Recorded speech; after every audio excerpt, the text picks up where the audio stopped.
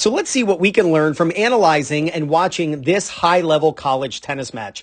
Now, this video is courtesy of Jay Tennis on YouTube. Make sure you subscribe to his awesome channel. I've put his link in the description below. So let's first watch the point, and then we'll analyze it.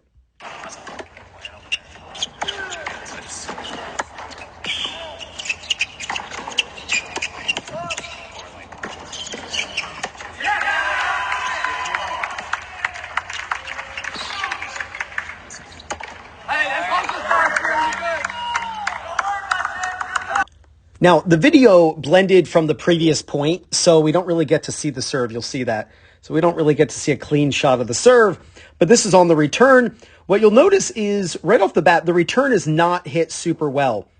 And because of this, I actually think the server loses an opportunity to really take hold of the point. If you look where the return lands, near the service line, and the server just stays behind the baseline and kind of just waits for the ball to come to him. I wish he would have gone forward, taken this ball early, taken it on the rise.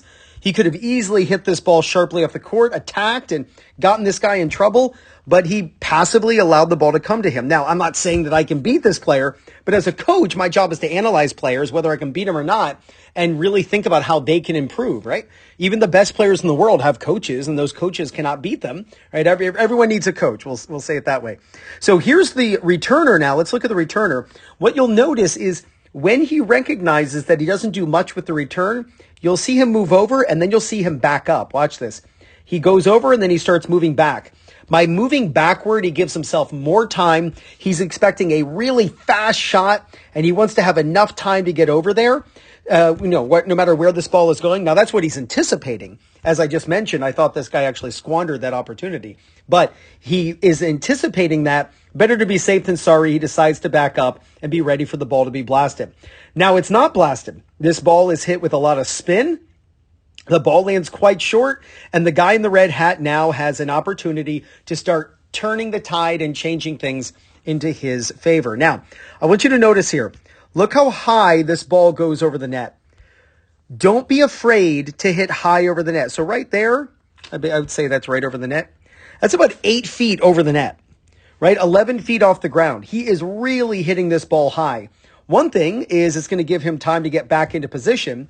It also makes sure that the ball is kind of out of the opponent's strike zone and can oftentimes get the opponent to be uncomfortable. Now, what I want you to look at here is the player in red. First off, look where he's facing. I tell people this all the time, and they're a little suspicious, I think. They don't fully trust me when I say this, but I always say, look, you've got to face the opponent. Like, don't just look at him. Get your body to face the opponent. And what I like to tell people is if you were to have a laser beam shooting out of your belly button, as silly as that sounds, if you have a laser beam shooting out of your belly button, it should zap your opponent, right? You should be facing your opponent. Not only is he facing the opponent so that it's an equidistant, amount of angled, whether he has to turn to a forehand or turn for a backhand, but he is also bisecting his opponent's best two shots, the down the line and the cross court. He is bisecting where that ball can go. Your goal when at the baseline is to face the opponent when they hit, but also be on the opposite side of the court. If your opponent is on the left, you should be on the right. You're standing halfway between where the ball can be hit. So he would move laterally if the ball went down the line, and he would move in at an angle if the ball was hit cross court to him, and it's an equidistant scenario for him, so he's ready for anything. Now, his opponent hits the ball, I think, a little passively. And I'm not trying to beat up on this guy. There's no way I can beat him. Remember, there's no way I can beat him. But I think he hits a little passively down the middle, and now the guy in red, he doesn't really have to go anywhere, and he's out of position. He did not buy himself any time. So the ball predictably goes into the open court, and what I want you to notice is the guy in red, where he moves. Look how he moves over. Now, a couple things. He is now facing the opponent. He is bisecting where the ball can go. He's standing on the opposite side. But another benefit here, most of the court is on his forehand side. By hitting the ball into the backhand corner of his opponent, so that's the right corner for this player, As a righty, he now gets to move over and play most shots with a forehand. And that's exactly what you see here. The opponent hits a short ball to the very middle, and then the player in red attacks. He steps inside the court. He does not wait for that ball to come to him. He is trying to rob this player of time, and he predictably goes into the open court. You'll see as he runs forward, watch the guy in red split step. There's the split step right there. I call it running on a balance beam and jumping on a horse. So he's running on a balance beam, then he jumps off the balance beam onto a horse. It's just a simple visual for you to emulate as you're running to the net. You'll also notice that after he hits, he takes 1, 2, 3 split step. That's really the maximum number of steps you'll take after you hit an approach shot. There's the approach. So it's 1 step. I'm looking at the guy in red. 1, 2, 3, split step. If you have a hard time timing your split step, instead of trying to time it with the opponent's shot, just think maximum 3 steps and split step. And really, it's either 2 or 3, depending on where you're hitting. If you're contacting farther back, you'll get 3 steps. If you're hitting your approach shot a little bit farther in, you'll only get about 2 steps, and then you got a split step. Now, you'll notice he is now on the same side of the court as the opponent. Remember before, at the baseline, he was on the opposite side to bisect? Well, he's still bisecting. When you're at the net, you stand on the same side of the court in order to bisect where the opponent can hit the ball, right? It's the same line. It's the bisecting is bisecting, right? It's the same line. At the net, it's here. At the baseline, it's back here. Happens to be on the opposite side of the court. Now, the guy at the top of the screen hits a really good shot. And I wouldn't say really good, but he hits a fairly decent shot. And the goal here, he was trying to dip the ball low to the player in red.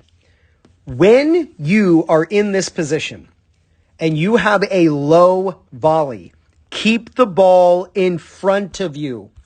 Do not hit cross-court volleys when you are below net level. Let Pete Sampras and Stefan Edberg and Martina Navratilova do that.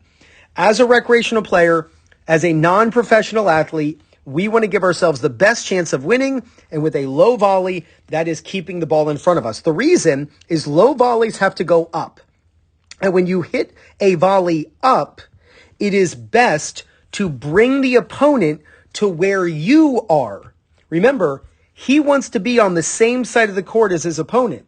So if his momentum's pulling him this way, but he volleys here, the opponent could have come right there, and this guy would have to come all the way over just to bisect where the ball can go, and this guy would be in major trouble. When you have a low volley, keep the ball in front of you, and you really have nowhere to go because your opponent is having to come to your side. Now, some of you might say, well, Ryan, it was obvious he was going to hit here because the opponent is on the left. But it's not so obvious, because even if this guy were over here, I would tell this guy, keep the ball in front of you, meaning keep the opponent in front of you. So you don't just always go for the open court. You keep the ball in front of you, which means you keep your opponent in front of you, and you live to see another day. So his opponent is pumping his arms. Look at his opponent pumping his arms. I can tell you that is not something that comes intuitively to people. Like, people will not pump their arms. They will hold their racket out in front of them and not pump the arms. You will run your fastest by pumping your arms. So please make sure you're doing that as you're chasing down that ball. Now, that ball actually bounced twice. In fact, look at this coach react to the fact that the ball bounced twice. Watch this. Watch the guy on the left. The ball bounces twice, and he's looking at the chair umpire like, hey, that bounced twice. That bounced twice. And you can see it too. Watch. If we look at it like this, you should be able to see them now. Watch. Ball bounces twice, and he immediately starts going, yo, yo, yo. And he starts talking to the chair umpire like, yo, that bounced twice, which it absolutely did. If you look at it, you'll see that it actually bounced twice. Watch it. Right there. You can see it hit the ground right there. Then it comes back up, and then it's hit. Yep, right there. The ball bounced twice. But really fun point to analyze. I hope you learned a lot from that. Now, if you'd love to win more singles matches, then definitely check out the new rules of singles by Fuzzy Yellow Balls. Will Hamilton teams up with Craig O'Shaughnessy, the leading stats guy in the world for what's working on the Pro Tours and what's not, and he's sharing this information with you. To check out the new rules of singles, click the link in the description to grab the Fuzzy Yellow Balls app, or just wait till the end of the video when a link will pop up on the screen. And if you're looking for people in your local area to play matches against or practice with, maybe you want to find a local league at your level, or you'd like to find a coach who's close to you who can help you with your game, then use my link for Play Your Court. And it's playyourcourt.com/2minute tennis. When you use my link to sign up, you get 50% off. So go out and film yourself playing matches, analyze your technique, your footwork, your strategy, your mental toughness, what you look like, how you carry yourself. Are you keeping your composure? You do this, there's no doubt you're going to gain confidence, win more matches, and play much better tennis. This is Ryan Reedy from 2minutetennis.net. You got this.